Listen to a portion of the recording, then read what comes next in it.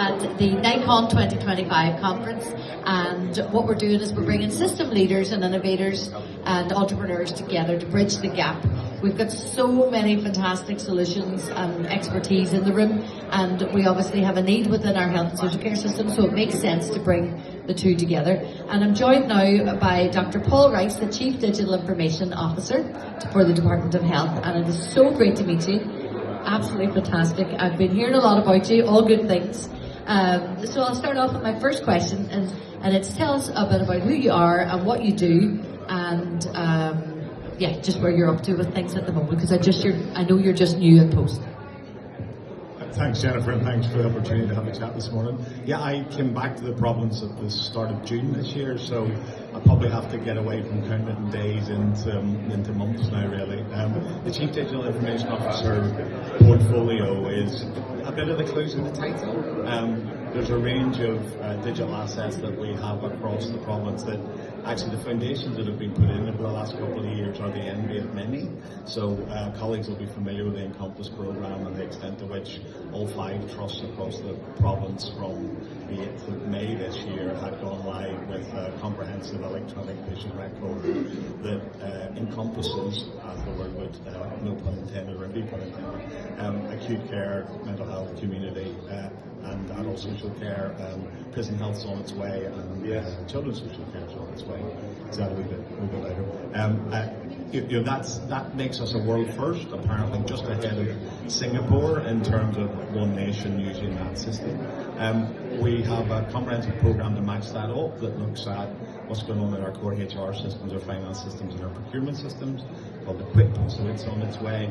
And then we've got another programme, it's all the E's, Evolve, that's ostensibly looking at how, as a nation of 1.9 million people, can we get the right underpinnings in place to be confident about cybersecurity, to be clear about the technology stack, as people talk about. So there are 3 programs of about 25 that are on the portfolio, and then there's the data element of this. So again, we are increasingly data rich as a health and care economy. There's a lot of stuff that can be plumbed out the back of the Encompass and the Epic product.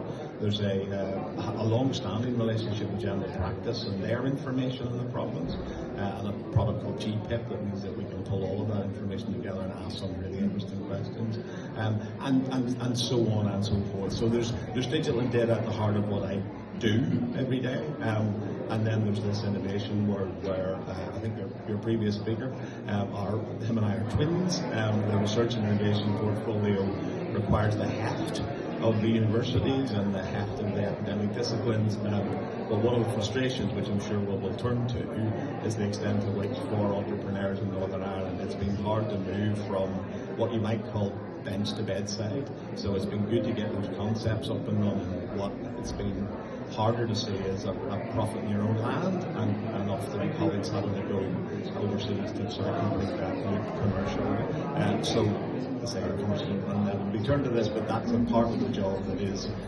mature.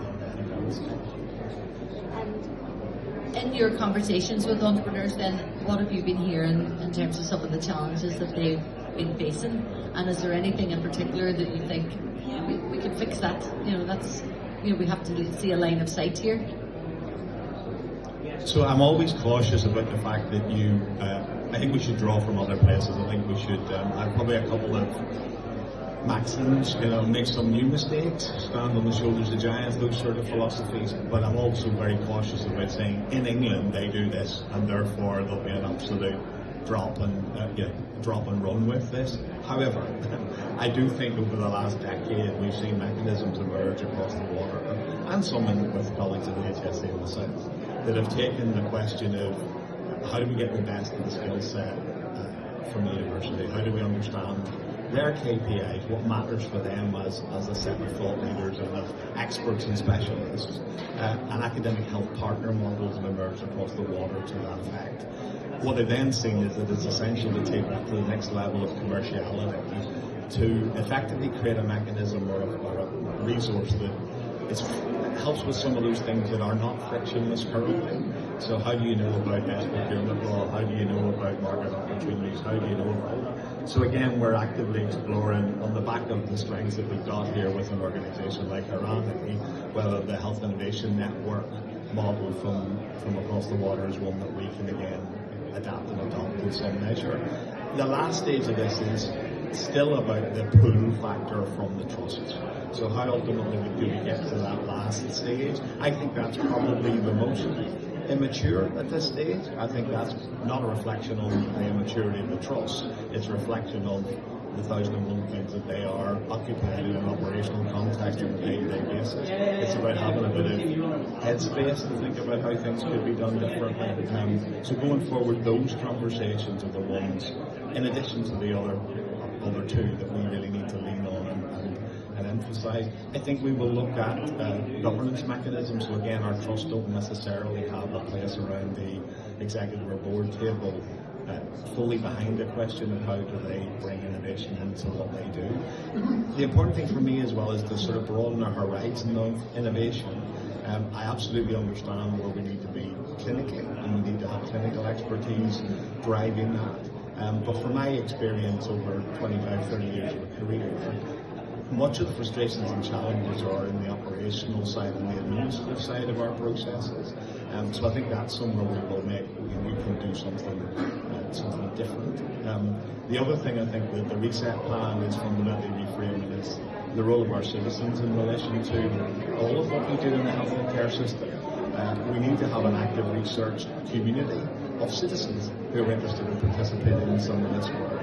And we also need to support our colleagues in terms of if it's going to be a change to their workflow, it's probably going to be about a transfer of power in some respects, and that's not something that we should just casually assume that clinical and other colleagues will be able to get their head around, frankly. So there's lots to do, there's places to draw from and learn, but the reset plan makes the impetus and the commitment to that very clear. And what would be the ask now of those people in innovation and entrepreneurship, those people that are, because let's face it, you go in and you start your own business and you don't, it takes a lot of hard work and a lot of effort and a lot of commitment, and you have a lot of work to do in terms of navigating the system. But what would be your ask of them, given that they're experts in their own field? They know the space. They're able to talk about the benefits of their own solutions. What would you ask of them to help you deliver on the reset plan? So I think, and again, I think we're through this, but I just want to check.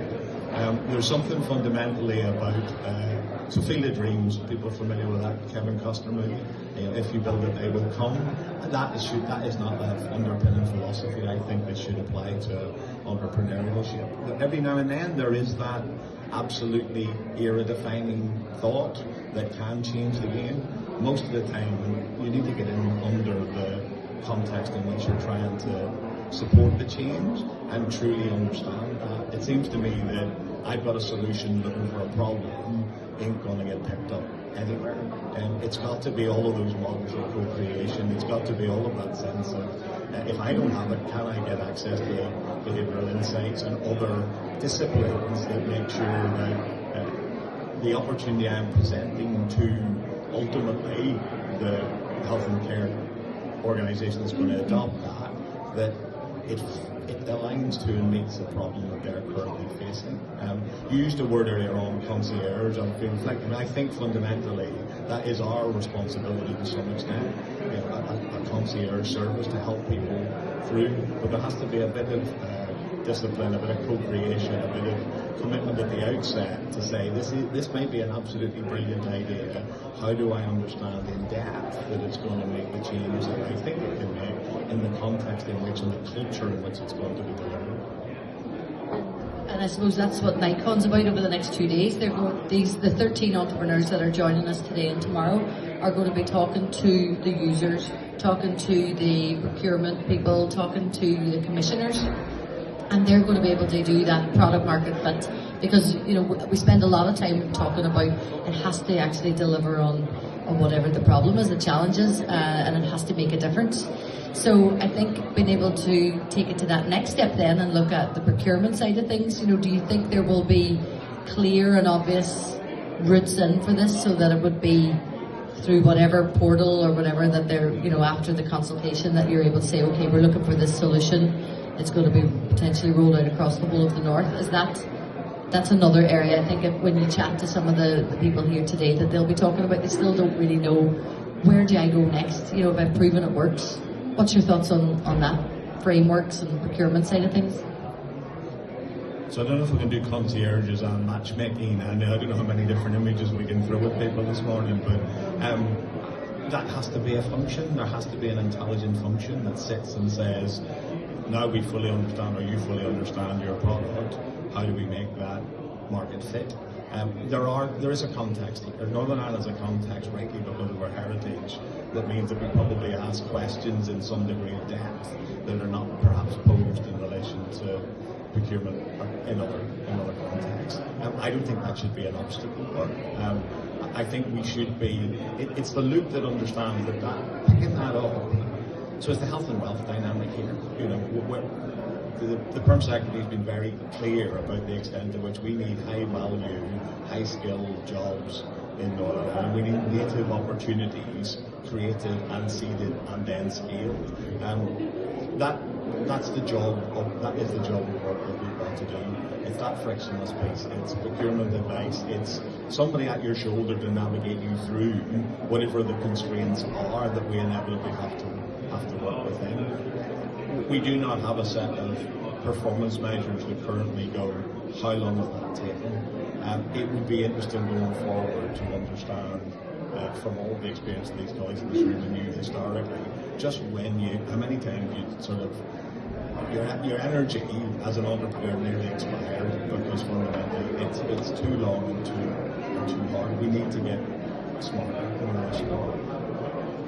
Definitely, and I think if we could even look at the 13 that are here over the 2 days in a year's time and maybe look and see where they're at in their journey, and there will be some that obviously that go, okay, it wasn't what I thought it was, so I pivoted, or you know, it's just not for me, but there will be 3 or 4 that are real, you know, go-getters that will really make it, and there's a lot of people putting their own private investment funding into making these things happen as well. So would you sit down with me in a year's time and we could look at, you know, the journeys that these guys have been on, and to see, even to understand them a little bit more, and maybe where the gaps are and where we could maybe accelerate if needed?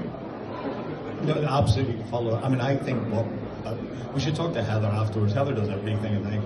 We should talk to Heather afterwards about actually running alongside these journeys and producing a publication consequent that says these people succeeded, these people struggled, these people, as you say, pivot's a great word. You know, I mean, we're in I don't like fail fast. I think that's unhelpful. But I think thrive quickly might be. You know, so absolutely understanding how people have been on what lessons, and then with that insight and knowledge is then frankly passed on, because you know, this baton needs to be passed to the 13 people who aren't in this room this year, but will be next year. Look, I am genuinely really excited and enthused at meeting you. I had heard great things, but I really am thinking that we're in a good place, and it is going to get better and it is going to get easier. So thank you so much for chatting with me today, and I'm looking forward to introducing you to everybody now.